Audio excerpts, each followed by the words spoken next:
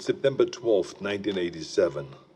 My name is Major Alan Schaffer, also known as Dutch, U.S. Army veteran, Special Ops Commander, and the only survivor of the Valverde incident. These tapes are my personal testimony. Insurance. Should anything happen to me, what I found won't be lost. My team was brought in to rescue a Guatemala cabinet minister and his aide, who had been captured by guerrilla forces in Valverde. We located the downed helicopter, and the skinned bodies of those aboard hung in nearby trees, seemingly at the hands of guerrilla fighters. After assaulting their camp, it became clear that the mission was a setup. American intelligence had sent us to retrieve the captured agents who had been on recon for future military action. But none of that matters, because while we were clearing out the guerrillas, something was hunting us. An invisible killer tracked us as we made our way to the extraction point. In 24 hours, it wiped out my entire team. Rick Hawkins, Blaine Cooper, Mac Elliott, Billy Soule, Jorge Ramirez, and Al Dillon, the best soldiers I've ever known. Men I trusted with my life were butchered like animals. It was a nightmare. We walked in with guns, but it had perfect camouflage, advanced weaponry, and could see heat. It was strong and smart, a pitiless hunter.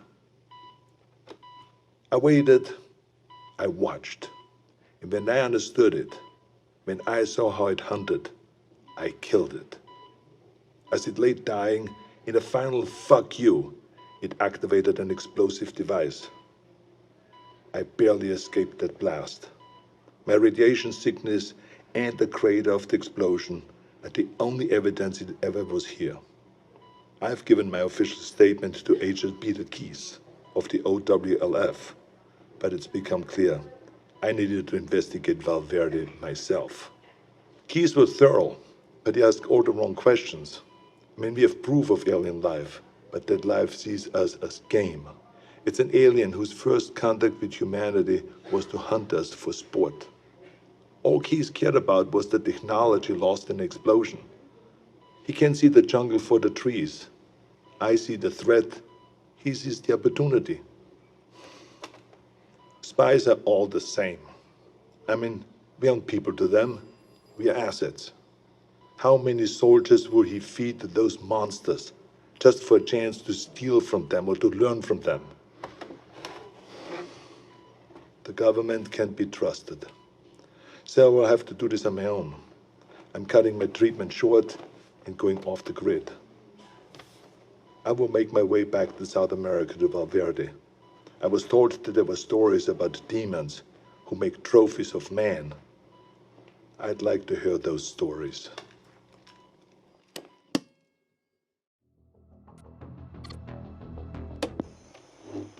April 8th, 1991. I'm not dead yet. I'll admit, I regret not curing my radiation sickness before I left. It made leaving the country difficult. I cashed in a few favors, took one too many off-the-book flights in rusted-out buckets, but I made it back to Valverde.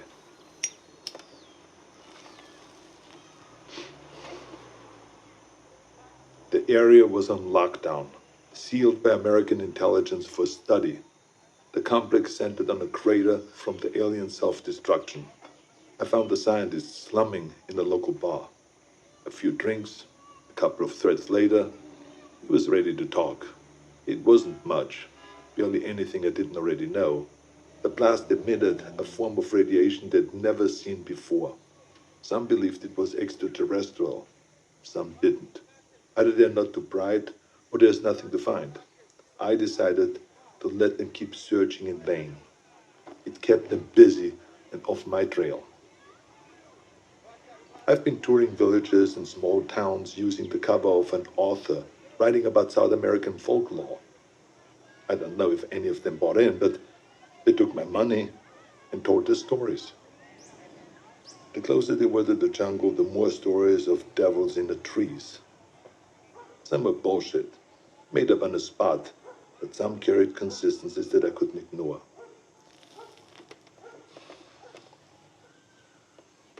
Whatever it was, the demons who make trophies of man, the devil of the trees, or the skull taker, the stories always began on the hottest summer that they could remember. In the summer of 1987, Valverde Valley broke its all-time high in temperatures. They loved the heat. It must remind them of home. Everything else confirmed the truth of the stories. Proud warriors skinned and hanged, skulls and spines ripped from their bodies. Maybe it was obvious from the beginning, but it wasn't until I heard the stories that I truly accepted the purpose of these mutilations. I mean, they're taking trophies.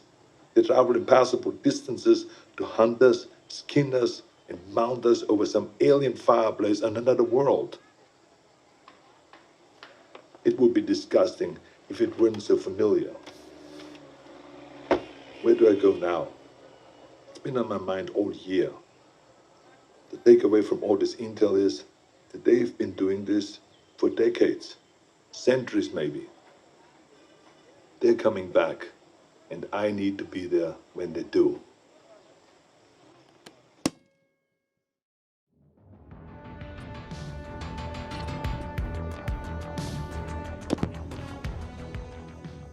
June 27th, 1992.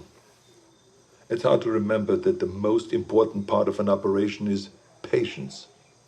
You can plan the perfect op, but you can't account for everything. If shit goes south, there's nothing to do but to adapt and finish the mission.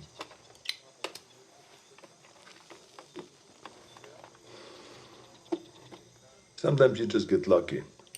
I was in the dock, 10 clicks downriver from the Valverde border, figuring out my next move. I was ready to pack it in. I thought that I learned everything that I could, that there was nothing left for me to find. The OWLF had abandoned the detonation site a year ago, and I thought that they already shipped back to America. That's when I saw Agent Peter Keyes tie his skiff to the dock. I haven't seen Keyes since I gave my official statement to him. It was impossible, but there he was, with 3 of his buddies. All agents. The clean, tidy outfits give them away all the time. They don't want to get down in the dirt, you see. That's what they pay soldiers to do. Keyes walked up, looked right at me, and shook my hand. With the radiation sickness, I've lost a lot of weight, so I thought that he maybe would not recognize me, but then he greeted me like we were old pals. Keyes is a good spy, saying nothing, implying everything. We spent the next few hours trading war stories at the bar. If you had heard us, you would never have suspected we were trading intel on an alien manhunter. His cover was that they have been looking for a serial killer, a sadist who has been operating in the area for years, hunting people like animals and then skinning them alive. Keyes wanted to talk about the monster, so it all came out in the cover story. In many ways, they were just a few steps behind, surveying villages for information, locating witnesses. He did confirm one thing that I only considered. He told me how the killer chose his victims. They were always armed. A rifle, a pistol, a knife in the boot. He wasn't taking kids or random villages. He wanted a challenge. Whatever it was a hunter. And it killed for sport. I wish they were here for a military action, recon for an invasion. But the truth was so much worse. We are prey, animals, fit only to be hunted. Keyes and his buddies paid the tab and mine, but before he left, he winked at me and he said, "Stay out of the jungle. That's where he gets you." I tracked Keyes and his team for weeks, but they didn't learn anything new. Maybe they knew that I was there, maybe they didn't, I don't know.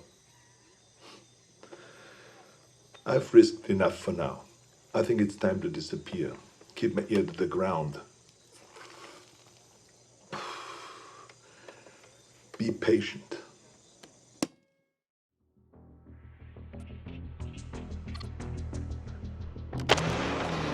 March 3rd, 1996, Zaire.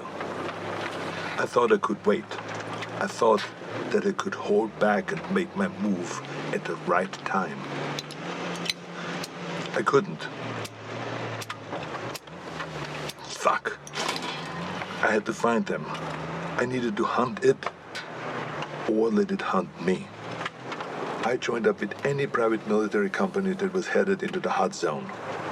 I pulled every string, cashed out every favor just to follow the sweat and the death that attracted the demon.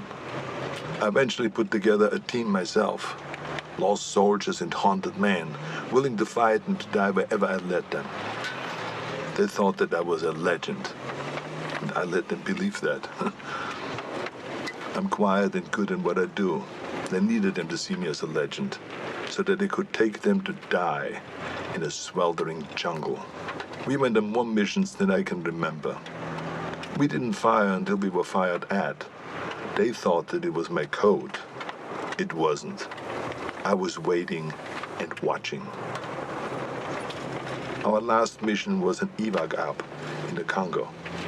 A private munition base had gone dark. When we arrived, they'd been dead for days.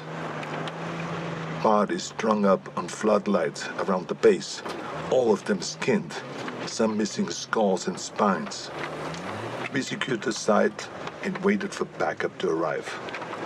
In the heat of the day, I stared into the waves of heat coming off the concrete, thinking that any minute they might come alive as the invisible killer.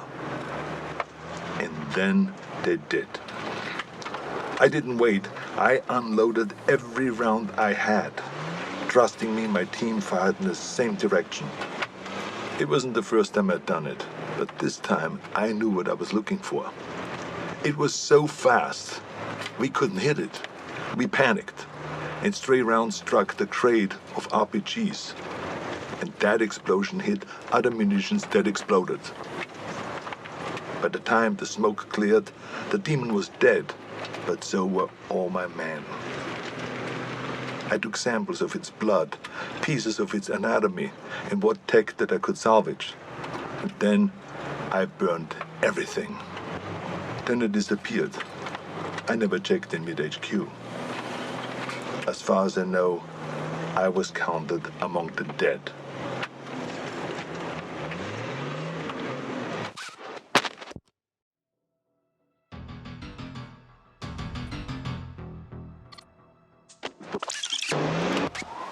October 12, 1997, Los Angeles. I needed to come back to the States. It wasn't impossible to sneak contraband through customs, but I wasn't willing to risk what I found in the Congo falling into the wrong hands. Instead, I traveled to Mexico aboard a cargo ship bound for the port of Altamira. From there, I made my way to Tijuana, and I bunkered down. I had tangible proof of extraterrestrial life in my possession, but no idea what to do with it. I'm not a scientist. I did a soldier's duty and secured valuable intel. This was out of my pay grade. I kept an eye on the news. Los Angeles was having a record-breaking heat wave and a gang war on the streets. It was perfect. I could feel it in my bones. I'd been tracking them for so long, I could think like them. I could smell the prey. I could see the hunting ground. I had to get to LA. Crossing back into the States from Tijuana wasn't that difficult, but by the time that I'd reached the city, it was already over. Like Valverde, the OWLF only found crumbs. What I'd hoped might be an alien ship turned out to be only a launching site. I wanted it too much, and I got sloppy. I breached the OWLF's quarantine and was captured.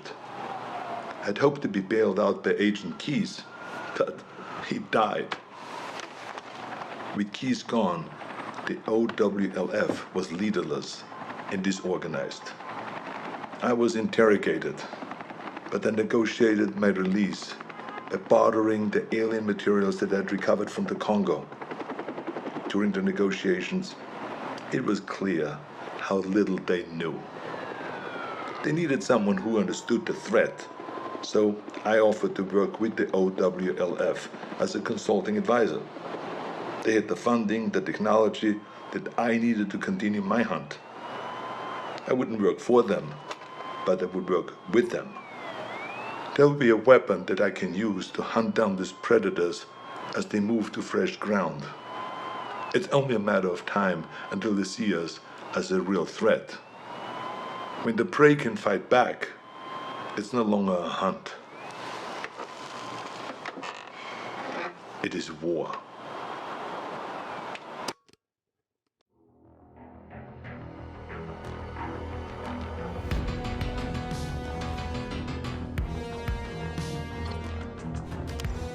March 3rd, 2008.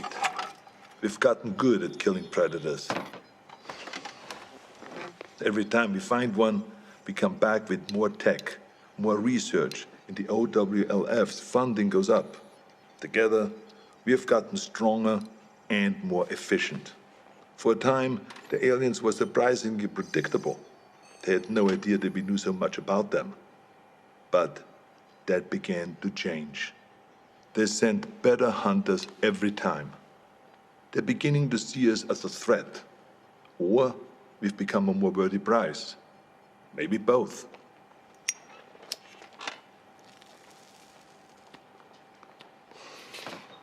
We know this because our last encounter was special. We weren't certain if they had any gender to speak of, but that changed when we came into contact with the female. She was smarter and deadlier. She didn't fuck around like the males did. She was direct, ruthless, and skilled. I was in Laos when we first came into contact with her. It was Valverde all over again. Her ambush wiped out my entire team. Only this time, she got me. In a small village, I lost track of her, just long enough for her to pin me with a razor net. Pinned against the wall, razors cutting into my face. I've been fighting for so long, I was ready to die. I should be dead. Instead of making the kill, she cloaked and vanished into the jungle. The net relaxed, and I escaped with my life, and a scar to remember her by. She spared me, only me, like she knew who I was. I returned to the exfil, my first failed mission in a long time. Are we going about this wrong? I mean, we've learned so much, but in doing so, have we made ourselves a bigger target? I can't stop thinking about something Napoleon said. You must not fight too often with one enemy, or you will teach them all your art of war. I started this believing that we were learning how to hunt them, or maybe she let me live to just be hunted another day. We were teaching them how to hunt us.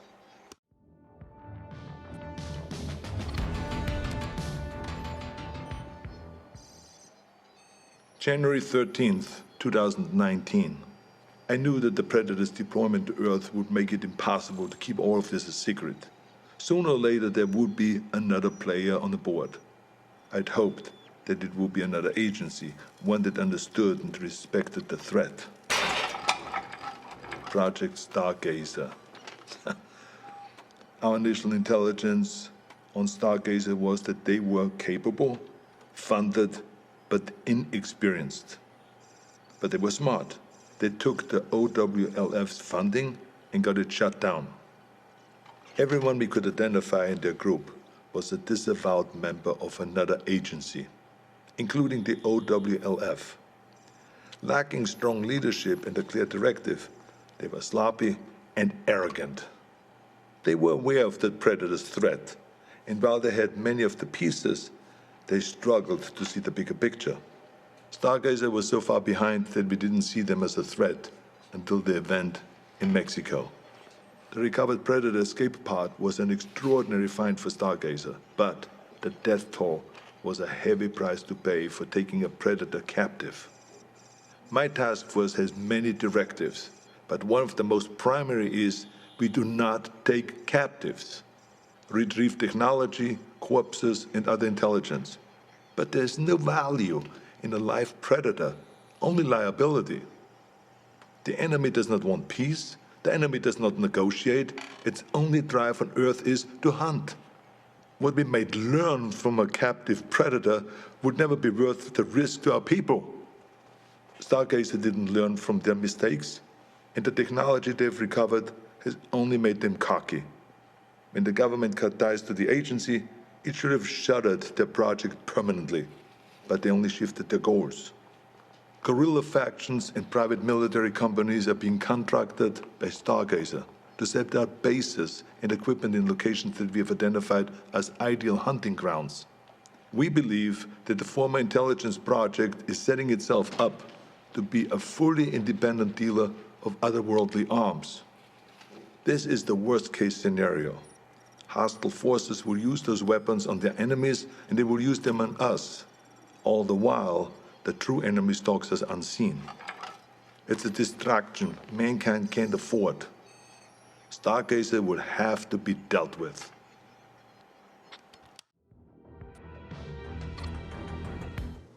"2025. It's hard to believe that I'm still here recording this. I probably shouldn't be smoking in the med bay, but fuck it, it's my birthday, for Christ's sakes.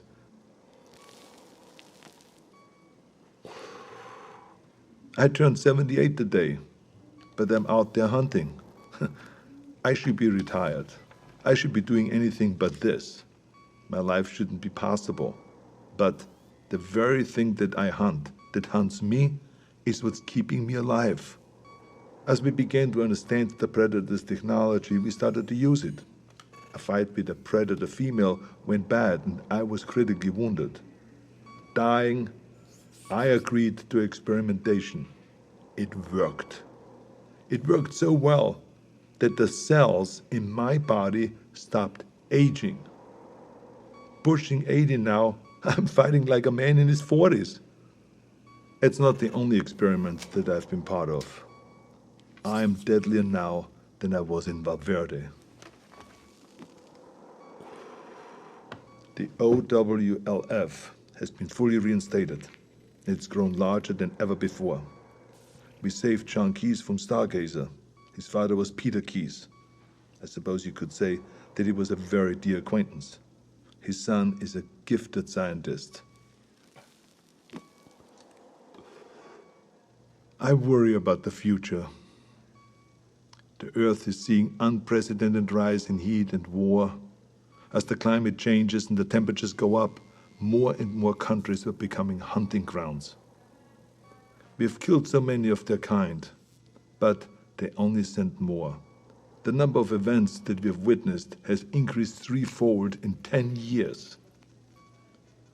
We have made an impression on them, but not like we had hoped. We wanted to show them that we weren't prey, to deter them from ever sending another hunter to our world. We sent a warning, but they took it as a challenge. I fear we have made things worse. If the predators ever decide that we've grown too bold, I have no doubt that they could burn the earth and all of humanity with it. My only hope is that while they waste their time on sport, we can rise up together and stand against them as a species. Until then, we keep moving, we keep hunting, and we keep our eyes open.